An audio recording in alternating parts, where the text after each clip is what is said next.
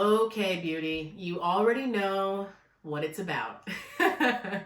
Abundance. Abundance. And today we're going to specifically talk about overflow, about wealth, about stepping into the feminine embodiment of receiving money. Now, you've heard me talk about this time and time again, and I'm not going to stop anytime soon because the message needs to be sung from the rooftops that it is now time for women, especially mothers, to change the game of money in its entirety. To change the game of money in its entirety. And you are tuning into this episode, to these words, to this teaching, which means that you are 100%, make no mistake, about and integrated into this movement. You are here to do this work. And I'm going to talk about what that means and why it is so imperative for spiritual women, and spiritual women meaning any mother on the planet and beyond. If you feel that you're connected to the word spiritual, obviously that resonates with you. But if you also feel like, I don't know if I'm spiritual, I want to let you know that spiritual is finding and connecting a oneness, a meaning to life. If you have a purpose in life, that is very much spiritual. If you enjoy sipping your coffee every morning, slowly looking at it, appreciating it, you notice the sunset, that is spiritual. If you love going to a baseball game, you could find a spiritual essence there because everyone's rooting for the same team. It's community, it's camaraderie, it's joy. You have the same clothing on. I mean, that is unity at its finest, right? Cheering other people on. So this whole essence of like, I'm not spiritual, that's woo-woo, this or that, it's nonsense. Our life is spiritual, and you could find your spirituality, your connection to anything. And not one thing is more spiritual than another. Okay, so you are a spiritual woman, a spiritual person, if you are listening to this, and the act of being a mother is the greatest portal, is the greatest rite of passage into this spirituality. Now, before you became a mother, whether that was 5 minutes ago, 5 years from now, or 50 years ago, you have also inside of you this desire to quote unquote work outside of motherhood. To work outside of motherhood. Now, what has happened in this feminist movement is we have gotten to a place where we once were, we could not have a bank account, we couldn't take out a loan, we couldn't have a mortgage, we couldn't do anything until like really recently, like the 60s, where that was changed. So it is embedded in you, whether you believe this or not, it is societally embedded in you that there is like this like, women with money has an interesting connotation. And then on top of it, the feminist movement has allowed for all of these amazing and obvious advancements, right, of the female population. But one thing that it has done is kept women in this box of what it means to work like a man, what it means to work in the masculine structure. Now, really quick cyclical living talk here. A man's energy regenerates every 24 hours. So testosterone, every 24 hours, you can go into the next day, and then at the end of that day, it restarts again. A woman works on a monthly cycle. And what that means is that a woman is not expected to show up on day 1 the same way that they show up on day 28 of that month. You ebb, you flow, you change. You go through all the cycles of fall, winter, spring, and summer in that 1 month time frame, and a man just does not experience that. That doesn't make it bad or wrong. It just makes it different. And so while the working world has been constructed in the masculine, now in an overdriven masculine way, it is now time for the feminist movement to continue on its journey and on its path to say, okay, if it works out really well for this male construct to regenerate their energy every 24 hours and that works for them, that's amazing. Don't stop that.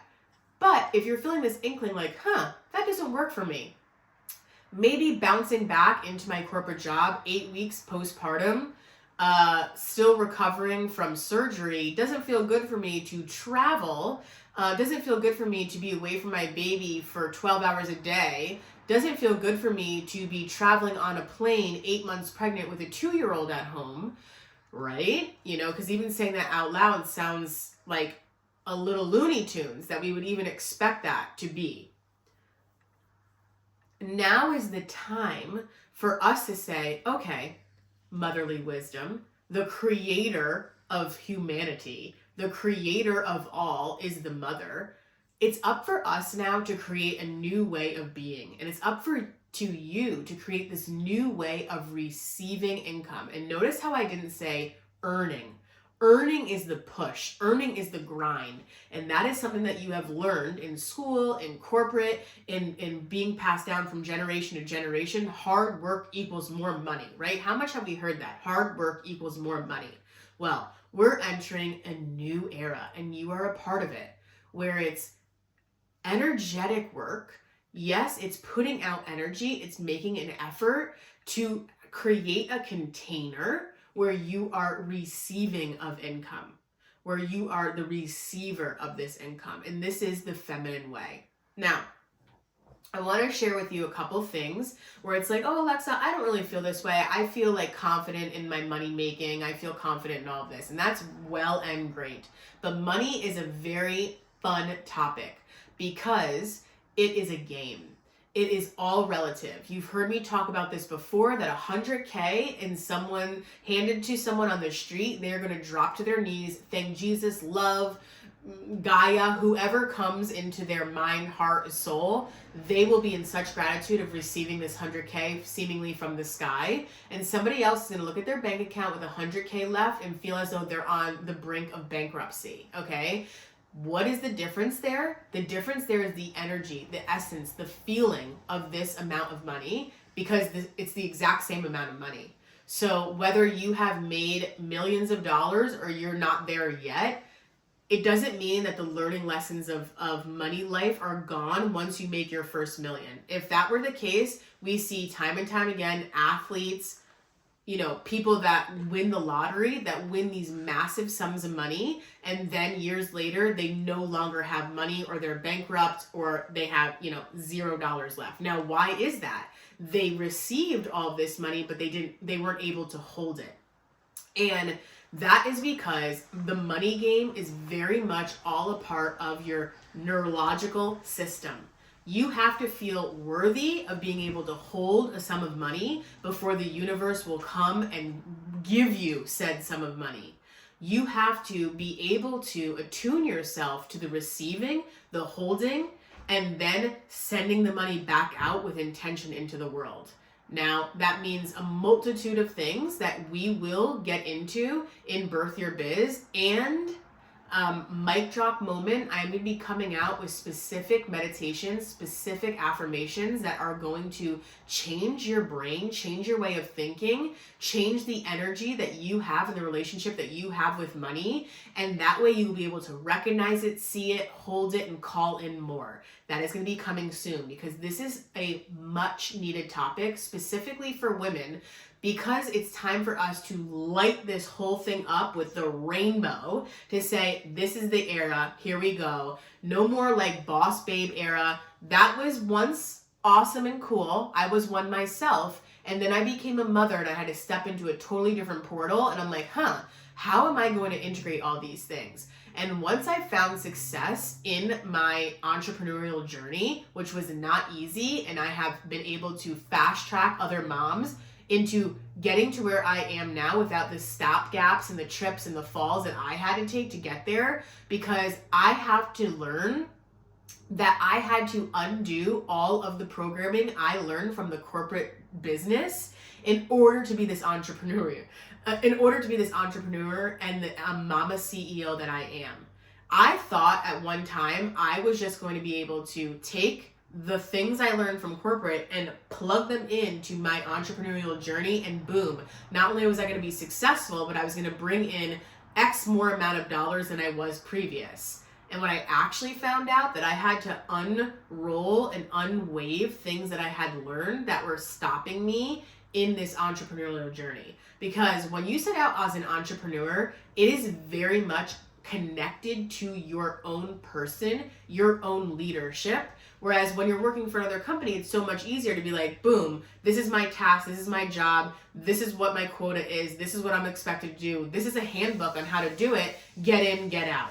But when you're an entrepreneur, what you don't realize is that your family life, your relationships, the relationship with yourself, your health and wellness, your fitness, your water intake is all a mirror and connected to your ability to receive. And so this is what you're going to learn inside of Birth Your Biz, because it is imperative information if you're really looking to be successful. And I say successful like that because it's what you deem to be successful in this entrepreneurial mama CEO journey. I'm going to talk to you about something that needs to come through to me.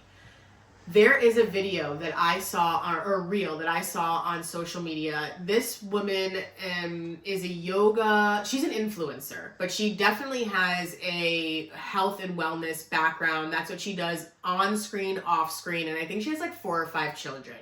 She has probably 100K plus followers, and she posts really humorous reels with her and her husband kind of jabbing at motherhood, and not in like a harsh way, but like, oh wow, you know, that is true. We've all experienced that. Isn't that funny? Like, let's bring lightness to it. And I enjoy a lot of her content, but there's one reel I cannot get out of my mind. And that is a reel that she did where she was saying, oh, I need to talk to my CFO in order to get these various home expenses approved. And she like had a clip of her behind her husband working on the computer. And she was like, oh, that's how much money we earn or we have in our savings account. And then there was another thing where she was like, you know, going to Target, and she like bought a bunch of things. And her husband was standing there like, seriously, babe? And she's like, oh, this is how much money that we have budgeted for this. And so it really brought to light that there is a story of like, oh, well, the husband's the provider, and you know, he knows everything, and I'm just going to kind of go along and do my thing, and I don't need to worry about the finances. Or, oh, you know, I'm not good with money, so I have this entrepreneurial vision. I know what it is that I want to create, but I'm going to outsource the CFO type of things to somebody else. Well, let me give you a download on those 2 things. Number 1, nobody's going to care more about your money than you. You cannot outsource something like CFO role in your business, because you are going to be the one that is cherishing the money more than somebody else that you hire to do that. You are going to be the one that needs to see what's coming in, what's going out, what do you have the capacity to hold, where do you have the capacity to expand, and no other CEO is going to take your business that you're birthing through and be able to do a better job than you. It's actually a time for you to rise in your financial literacy, in your money receiving and holding, than it is for you to outsource that. Now, I'm not saying to get an accountant, a financial advisor, all of those things you should do. And when I say should, you know, I don't like to use that word, but you need to do actually, because those are empowering to yourself, to your money, to your financial literacy. But just saying, oh, I'm not going to worry about that, somebody else is going to do that for me, that's not even possible. It's not going to happen. You need to have your hand, foot, mouth, head into all of this, even if you do outsource aspects of that. Now, the second thing, going back to that analogy of the Instagram mom or woman and her husband, is that it's like, whoa, you have 100,000 eyes on this. And now you are showcasing this message to the world that you don't know anything about your finances, that you outsource all of this to your husband. And at the same time, now you're kind of saying that it's okay for all the people that are viewing this video to do the same thing. Now, I am not saying this with any shame, blame game. Please do not take it as this. What I'm saying is that this is an opportunity for us to evolve, an opportunity for us to grow, and it's actually showing us that the money conditioning that was placed on women in the 60s and before is actually still happening now, and actually has a need to be transmuted, actually has a need to move forward, actually has a need to bring expansion and light into it. Because it's very real, that analogy, that thought process is happening in society now, and to change that. And so the question is like, okay, Alexa, all that could be good. Now, how do I actually change that? Now, if you're in a role where your husband is the only breadwinner or the primary breadwinner, I'm not saying that that's a bad thing. But what I am saying is for you to sit down and ask your husband and say, hey, how much money do we actually bring in a month? And what is our monthly budget?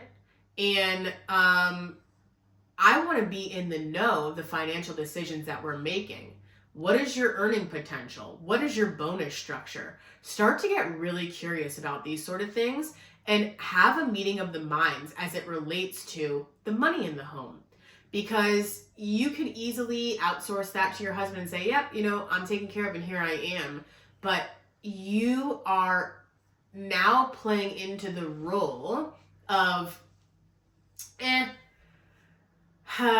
don't need to do this. And while all that could be true, don't you want to feel a sense of empowerment, a sense of belonging as it relates to the money world? And maybe that will turn on ideas for you and confidence for you to accept and welcome in more. And what that may mean for you is you turn into a side hustle, or you leave your corporate job and you create an entrepreneurial journey for yourself, and you feel confident in that. Now, I know and I'm aware that I'm talking to women that are now earners in the home. Maybe you earn the same amount of money as your husband, okay? And I'm also aware that I'm talking to breadwinners of the home too.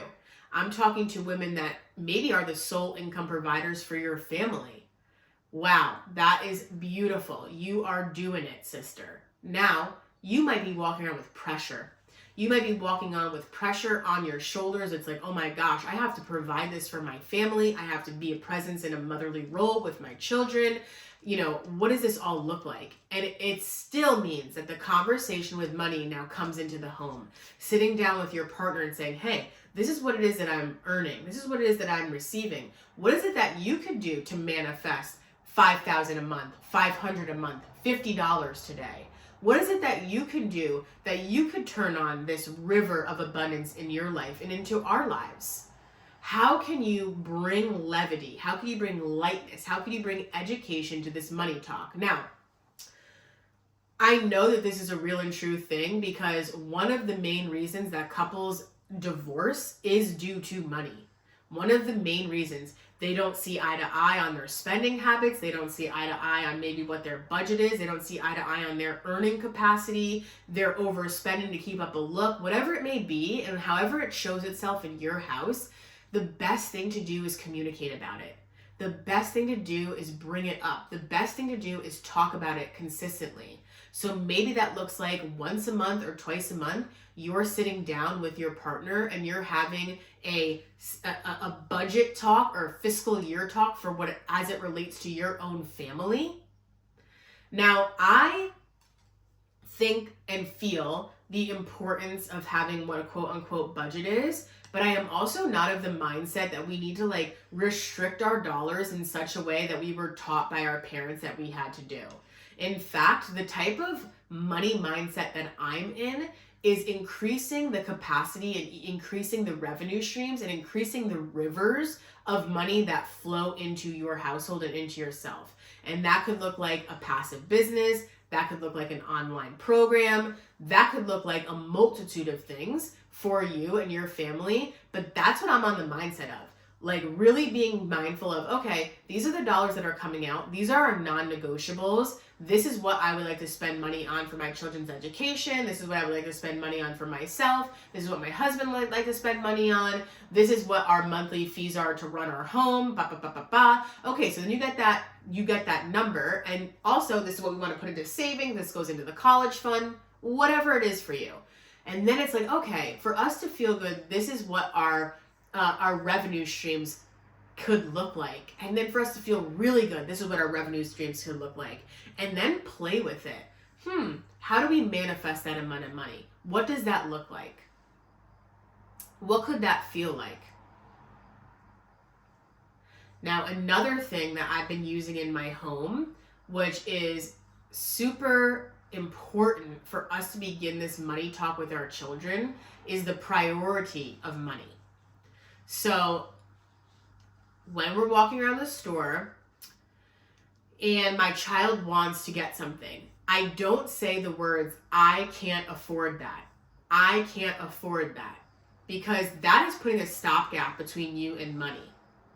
And money is an energy. So if you say, I can't afford that, the universe will be like, okay, well then I don't need to bless you with any additional income, right? Because you're already clarifying. It's a clarifying statement. You can't afford that. Instead, but I'm not going to buy every single thing in the store that I see for my children. So instead, that is not a priority for our money. That is not a priority for our money. That is not a priority for our money. So if we're going through the store, I will say something like, oh, we prioritized our money on books today, not toys. Or we've prioritized our money on getting food for our week, not that item. We've prioritized our money to getting new dresses for summer, not on jeans, not on shoes. So how could you also bring this money talk into your family? Because growing up where the boomers were raising us, it was very much pinch your pennies, stay in the lines, do this, and this is it. Well, nobody actually achieved true wealth by pinching all their pennies. Ask any single billionaire, multi-millionaire, how they got to where they did. Essentially, it takes risk, it takes confidence, it takes consistency. It takes telling your money where is it going to go and how is that going to return to you tenfold. That's what it takes. It doesn't take like, ooh, pinch and scrape and scrap and all this sort of stuff, because you're actually playing into scarcity. Now, I'm not saying to go out and drop a whole ton of money on a whole bunch of things. That obviously is not prioritizing your money. But it's very much like walking this tightrope of like this dance, if you will, of like, oh, okay, this is where I prioritize our dollars. This is where I do not. And this is where I see if I prioritize my dollars here, I see the return coming back this way. I also came across an analogy, and I might have talked about it before on this podcast, but it's coming up again that wants to be shared. This look of money. So I can't remember the NFL player's name, but this NFL player went to a restaurant with Tim Cook, who is the CEO of Apple. Now, Tim Cook is worth like, I don't know, $1 billion+, and the NFL player is worth multi-millions of dollars. But still, there's a huge difference between being a millionaire and a billionaire, like a light years of difference, okay?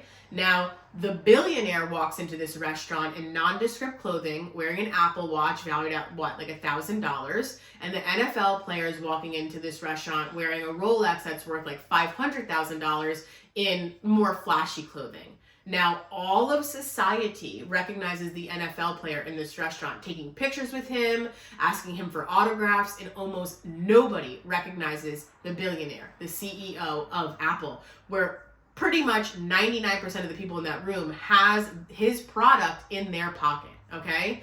So there goes to show you in that moment, where are you prioritizing your dollars and why? And what is your return on that, okay? And also, not to be confused by the flashiness of life, of like, oh, this person seemingly has money and this person seemingly doesn't. They prioritize their money differently. And so this is a question for you to ask yourself. Where am I prioritizing my money, and where will I get a return? Where will I get a return? If I'm prioritizing my money on these handbags, what is it actually going to give me in return? If I'm prioritizing my money on higher education, on joining mentorship and being in containers around women who are out there recreating the money game, opening up their portals to receive, and then, wow, actually, that's going to open up my revenue stream and I'm going to be able to bring in more abundance into my family. Doesn't that feel so much better? Now, I'm not saying there's not a time and a place for you to invest in this handbag that you've been longing for, that you desire, because it allows you to feel something. But I am saying maybe not in 5, maybe not 10, maybe not, at this moment. It's all about how you want to prioritize those dollars in that moment. And then what is that going to teach your children? You are not going to instill this middle-class mindset that was instilled in us from the boomers of money doesn't grow on trees, I can't afford that, we can't buy that, save, scrap, just to get by, cut out the coupons, do.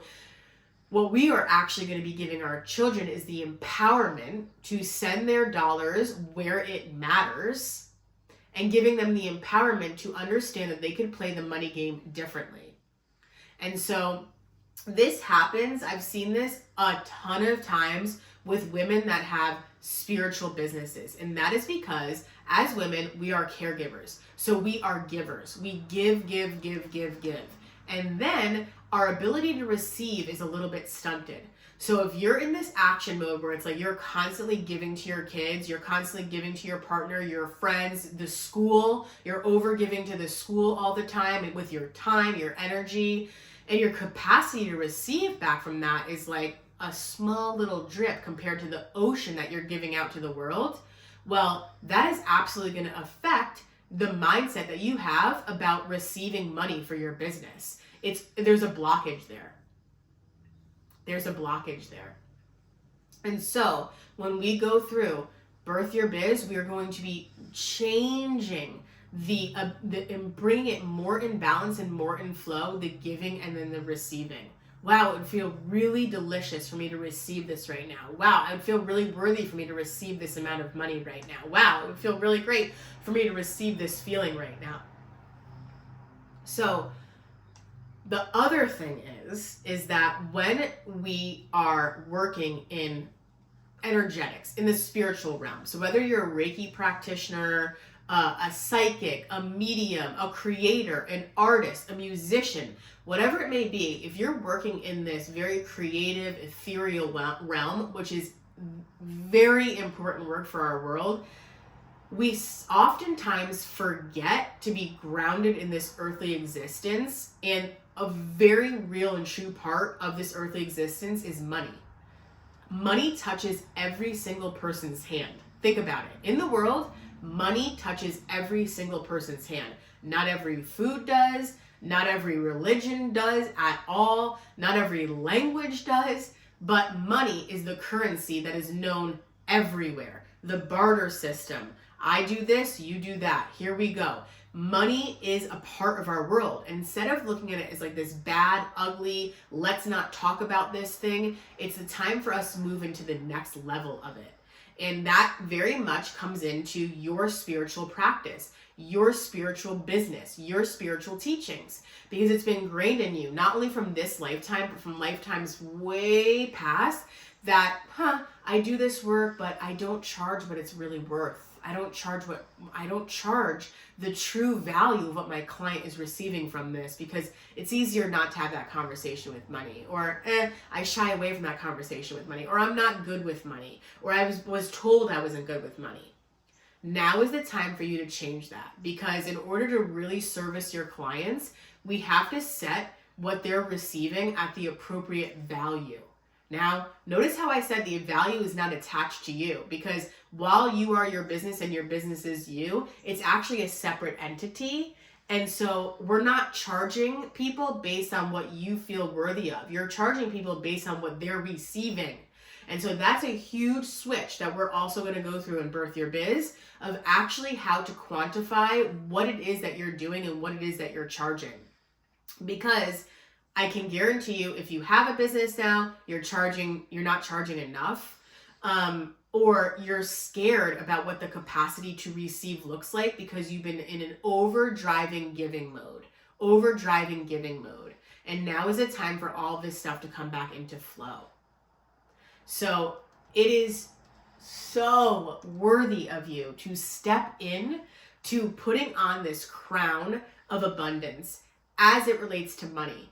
And I always love to bring in Lakshmi when we're speaking about money, because she is holding this urn, if you will, and I imagine it being like filled with overflow.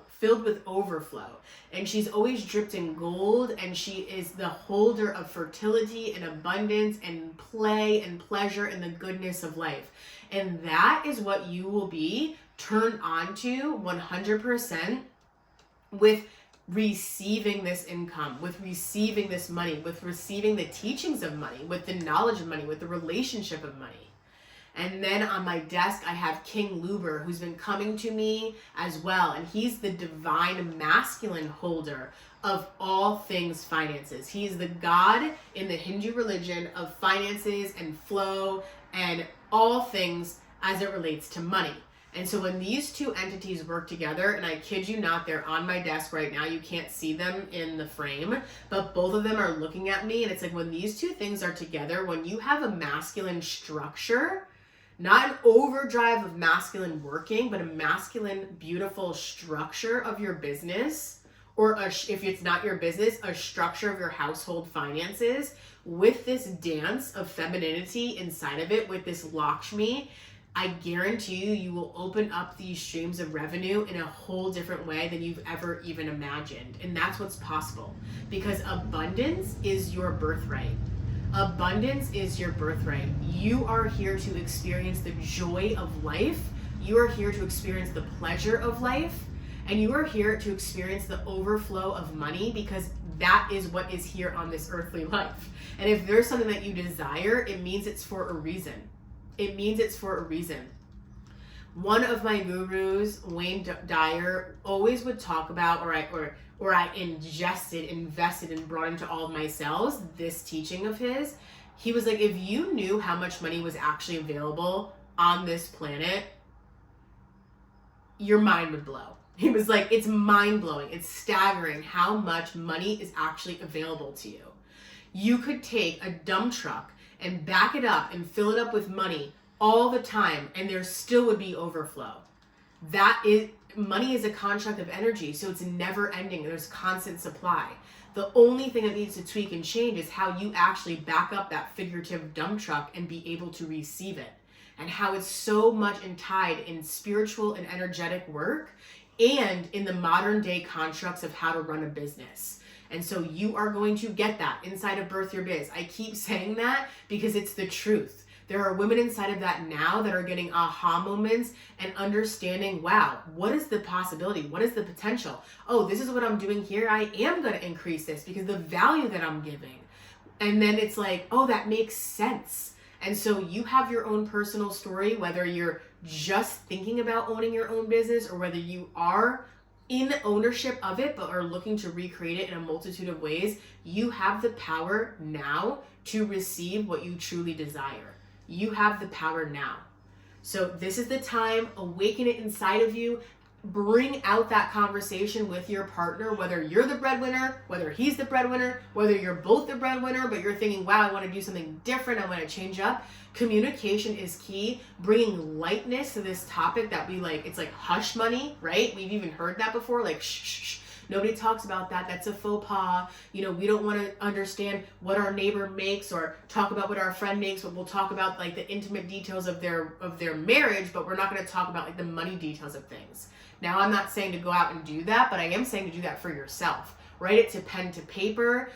Ask yourself the questions about it. Where do I struggle in finances? Where do I want to bring in more? What do I want to convey to my partner about this? What is my earning potential? Ask these questions, dance with it, have a relationship with it. And I am here to help you do that. I love you. Abundance is your birthright. Back up that figurative truck of that dump truck and start loading up this cash, opening up your power to receive more, and understanding that we're letting go of these stories of I don't know, my head's in the clouds when it relates to this. Whether you don't know anything about it or you don't look into your bank accounts or you're like, oh, okay, it's taking me more time to cash that check or even feel appreciation for receiving that money. There's no celebration. Now is the time to celebrate, and you will celebrate inside of my world for every dollar that comes through, and we will do it in a fun and playful way for the purposes of understanding when you have it and also receiving more. I love you. May money rain on you today and all days. I'll see you soon.